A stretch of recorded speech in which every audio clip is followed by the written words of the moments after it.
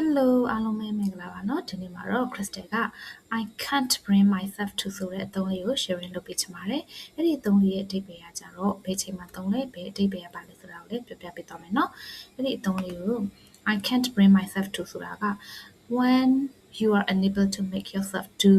something usually because it feels difficult, upsetting or uncomfortable တခုခုလုပ်ဖို့ကိုယ့်ဟာကိုမလုပ်နိုင်တာမျိုးလုပ်ဖို့စိတ်မပါတာမျိုးတခုကိုမလုပ်ရက်ဘူးဆိုလို့ရှိရင် I can't bring myself to ဆိုပြီးတော့သုံးပါတယ်ဟုတ်ပြီเนาะဥပမာအနေနဲ့ I can't bring myself to throw away these old photos ဒီဓာတ်ပုံအဟောင်းတွေကိုလွှင့်ပစ်ဖို့ကိုမလွှင့်ပစ်ရက်ဘူးမလုပ်ရက်ဘူး I can't bring myself to tell her the truth သူမအမှန်တိုင်းပြောပြဖို့ကိုယ့်ဟာကိုမလုပ်နိုင်ဘူးမပြောနိုင်ဘူးI can't bring myself to speak in front of a large crowd လူအများကြီးရှေ့မှာစကားပြောဖို့ကိုယ့်ဟာကိုမလုပ်နိုင်ဘူးမပြောနိုင်ဘူးမပြောရဲဘူးဆိုလို့ရှိရင်ဒီသုံးလေးကိုသုံးလို့ရပါတယ်ကိုရီရဲ့ဘဝမှာပေါ့နော်ဘာတွေကိုမလုပ်ရတာရှိလဲဘာတွေကိုမလုပ်နိုင်တာရှိလဲအဲ့ဒီအရာလေးတွေကို I can't bring myself to နဲ့သုံးကြည့်ပါနော်ဆုံးဖြတ်ကြည့်ပေးတဲ့အတွက်ကျေးဇူးတင်ပါတယ် see you in the next video ပါ bye bye